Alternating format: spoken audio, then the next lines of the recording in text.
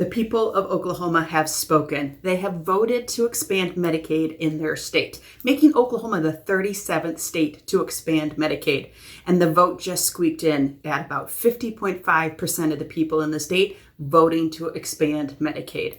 This will mean that about 215,000 people will gain Medicaid eligibility for the first time in that state. And it comes after a little bit of tumultuous history. The governor in the state of Oklahoma tried his own Medicaid expansion that was much more limited and quite controversial.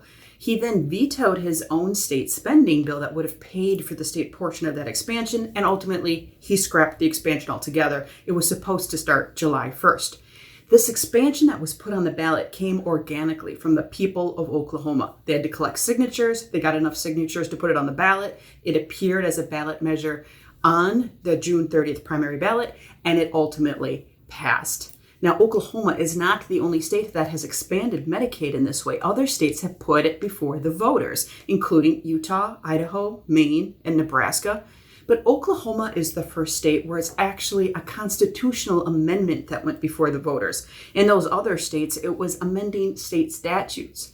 Expansion means that the state will only pay about 10% of the cost, and the feds pick up the other 90%. That comes from the Affordable Care Act. The feds chip in 90% of the expansion costs.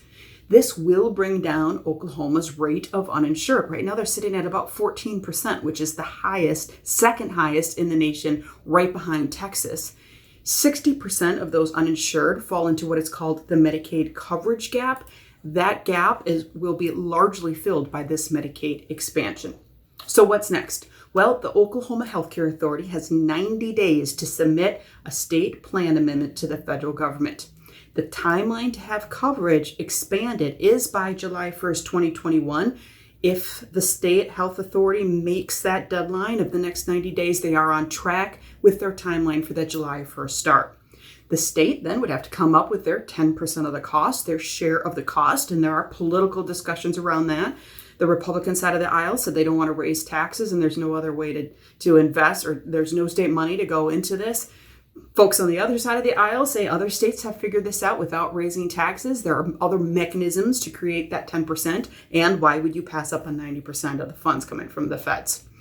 We're also, in our next steps, going to keep an eye on the state of Missouri. Medicaid expansion goes before their voters in their August 4th election. That also will be a constitutional amendment that they're voting on. So it'll be the second state that is looking at a constitutional amendment to expand Medicaid. Now, a couple things to read in the description below. A little bit more about Oklahoma and some of the excitement as those votes were coming in late last night. St. Louis Post-Dispatch is also going to give us a little bit better summary of what's going on, not only in Oklahoma, but what's to come in the state of Missouri.